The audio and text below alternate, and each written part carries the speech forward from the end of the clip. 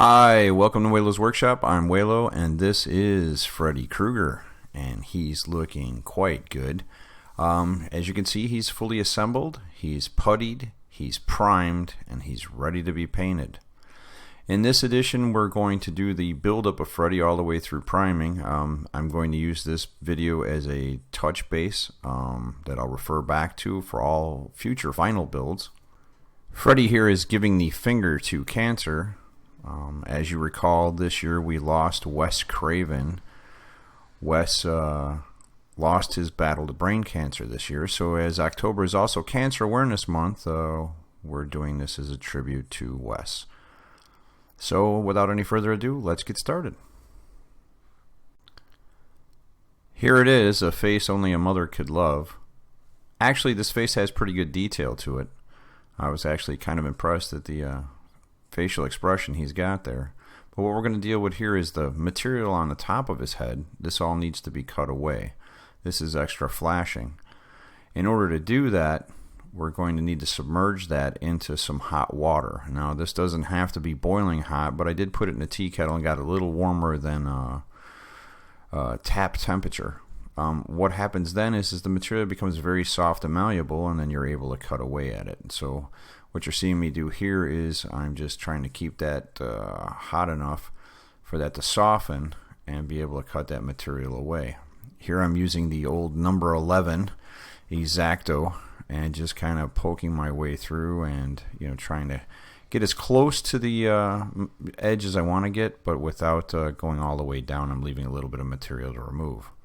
Here you can see I've removed all the material from all the pieces. That's the excess of what's left. The hat, the head, and the individual parts as I cut them away.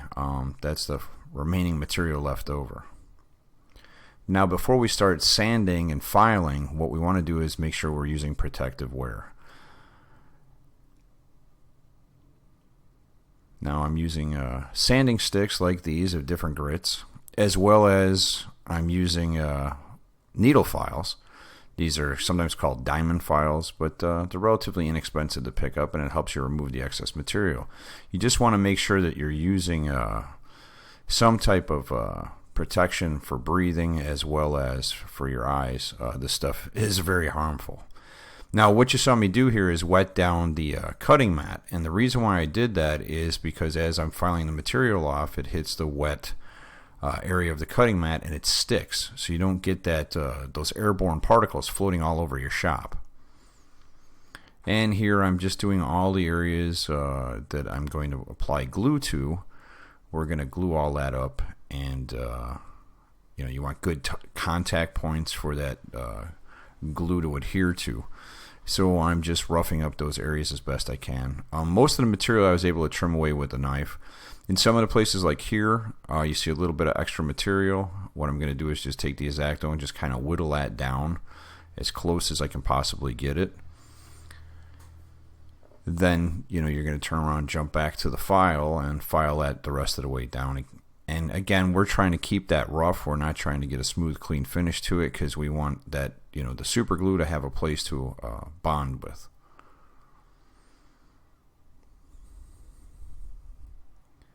And there you go. Trying to do this at high speed so you guys don't get bored watching, but pretty much you're going to go around and do that with all the different pieces. Make sure all the edges are real rough.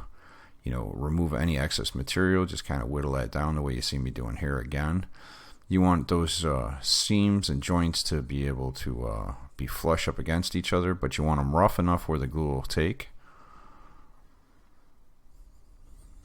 These sanding sticks, by the way, are from Revell. They're very handy, very helpful. The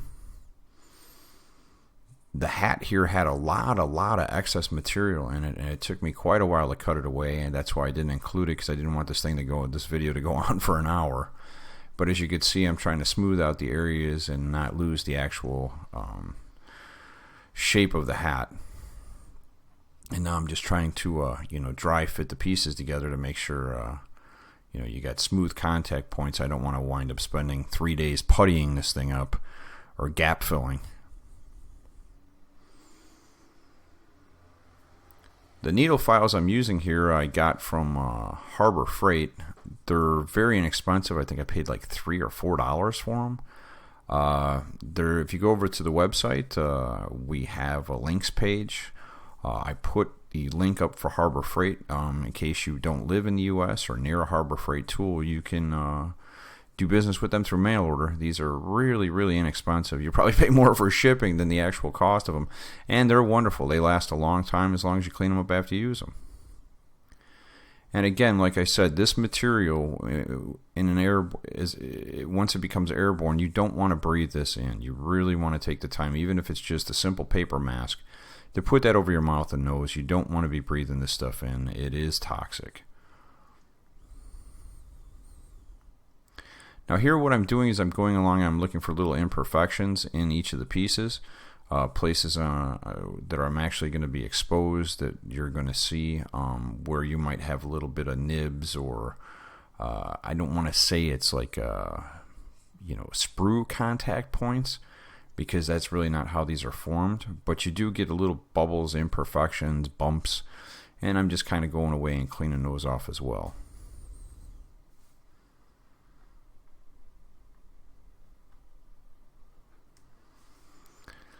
The filing can be madness.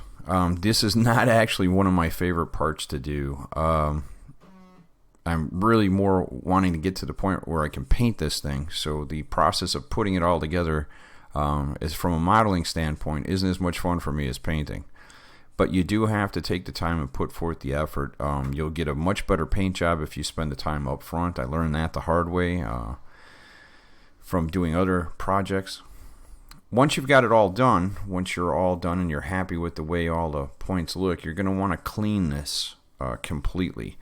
I do it after trimming and sanding and filing and everything else. I use Dawn Ultra. Dawn Ultra is a heavy-duty grease cutter as far as dish soap goes.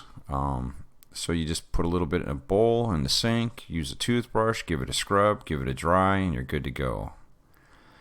For this project, I picked Gorilla Glue on the advice of a fellow YouTuber. Gorilla Glue is supposed to have a bit of rubber in it, and that'll allow you to, gives your model a little bit of flexibility should you drop it, things like this. It's not as brittle to work with. It's got a 10-second open time, which should give you enough time to be able to move the pieces around. You can also use this type of super glue that they use for miniatures. You cannot use model glue. You cannot use Tamiya. It doesn't work the same way, unfortunately. Now here what I'm doing is this is a Pringles lid. I'm just applying a little bit, and this is my glue applicator. This is my toothpick. And I'm just going along and I'm starting to assemble the pieces after having dry fitted some of them together, just to see how they're going to work. In this particular instance, I did not wait. I thought the arm would go on and then attach the arm to the body. Didn't work so well. I wound up, as you're watching, you'll see me pull this arm back off and then reapply it. And again, that's that's a little bit of that working time you have. Once you open up the glue, put it down, it takes a little bit before it begins wanting to dry and cure. So you've got a little bit more than 10 seconds. If you put it on a pallet the way I did, you get closer to that 10-second mark. So you really want to take the time to make sure that the pieces do fit together the way you want them to before you go and start sticking things together, because you're going to have a tough time getting them apart. Here, as you can see, I have a little bit of difficulty getting that to flush up. I'm trying to get it in the best I can. There's going to be gaps here in his shoulder, and what I'm trying to do is just get that attached as best I can to avoid having large gaps to fill. Once you got it in the position you want it in, you're going to give it a good hold. Make sure you got it where you need it to be. And again, here I'm doing a little something different. I'm using a toothpick to be able to attach his hand to his arm.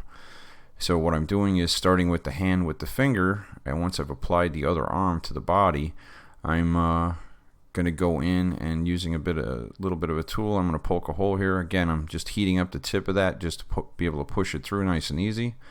Once I've got a hole, I make the hole a little bit larger with my X-Acto knife. And then I'm just going to fit that in. we'll trim that toothpick down, add a little bit more glue, and get it to where I want it, so that I'm able to just put that on there and give it a good attachment. You know, if you try to just glue that up without supporting rods inside, you're going to knock it, hit it, and it's going to fall apart. And this is a little bit something different. Now, because of the hot water allows you, to soften this material up, you can reshape it to be able to fit. If it doesn't fit very well together, you can heat up the whole piece that way, like I'm doing here with his hat. This way, I don't want a big gap between his head and his hat that I need to fill, especially with the way his facial material is sculpted. You're going to notice right away, because he's got all the burn marks and lines and marks in his face and his head. I want to avoid having to go back and gap fill all that in and then trying to recreate those by sculpting them. So again, we're holding that for that good 10 seconds, making sure we got good contact. And now we're going to try to get that head attached.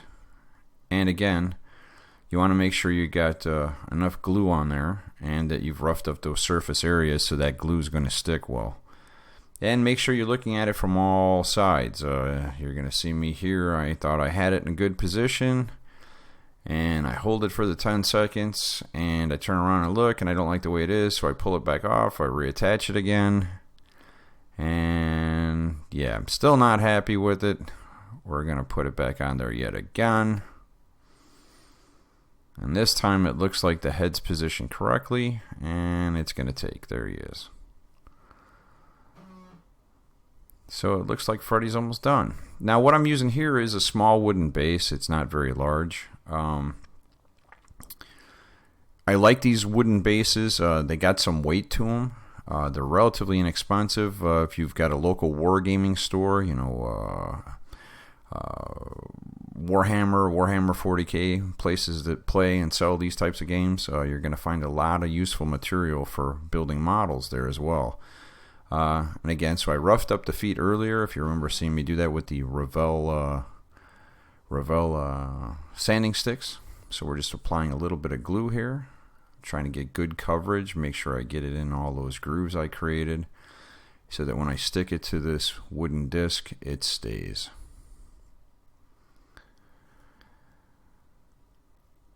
And again, we're just holding for that 10 seconds just to make sure it takes. Now you're going to want to set him aside and let him dry for a while. I gave it about an hour or so just to let that glue harden up. Once that glue dries, you're going to want to go over the model and look for gaps. As you can see here, I'm pointing out a few. What I'm using is green stuff. This is made by a company called Army Painter.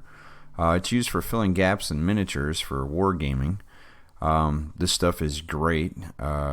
It's a two-part compound that once you mix the yellow and blue, you make green, and that's why they call it green stuff. And you take this, roll it out. You want to keep your fingers wet, kind of like you're rolling meatballs. You might want to keep the surface area wet as well. But it sculpts really nice. It softens up really well, and it fits in most of those gaps that are so annoying. And I'm surprised when I watch a lot of different modelers out there, they're not using this material, they're using other things. Because this stuff really, really is helpful to modeling. You see here the gaps and seams along his waist, his arms, his shoulders, between his head and his hat. I was able to go through using this material and fill those gaps in. And normally what I do is, I roll it out like little sausage links, try to fit it in. What I'm using here is a tool by Sculpey. This has different rubber tips and points and stuff to it. I get that wet as well and try to keep the material in my fingers and the tools I'm using wet all the time. That makes it real simple to use. The stuff is non-toxic, so it's very user-friendly.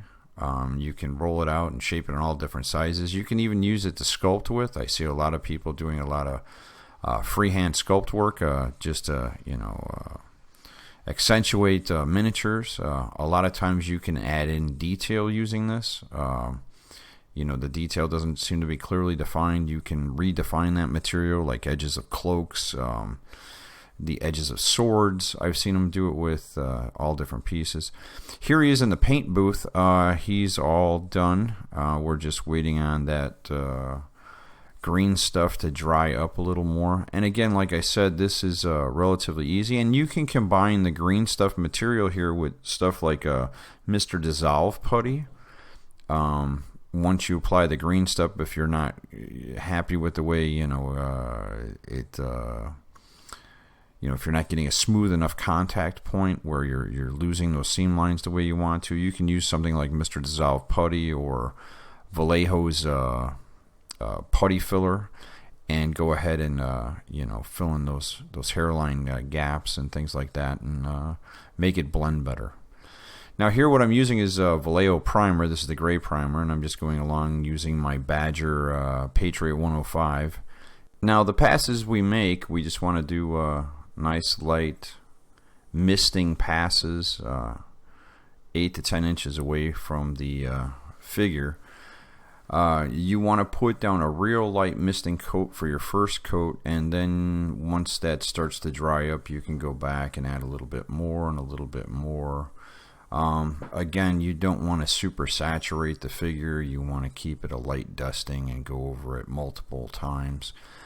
What you're seeing me use here, this is it's basically a portable spray booth. It kind of unfolds. You see them all over the place on eBay. I live in an apartment. I can't put anything in permanent here, and I don't really have that kind of money to go out and spend for a $400 or $500 unit. So this works pretty good for me. I tend not to use anything that's too stinky or too toxic, but it does vent out a window if you put the exhaust attachment to it. Well, that pretty much finishes up this episode. Freddy here is all primed. As you can see, the gaps, the gap filler kind of disappeared underneath the primer, which is what we're looking for. The thing with Vallejo primer, if you haven't used this primer before, you want to add a little bit of thinner to it, and you do want to give it a good 24 hours to set up before you begin painting. So until next time, thanks for watching.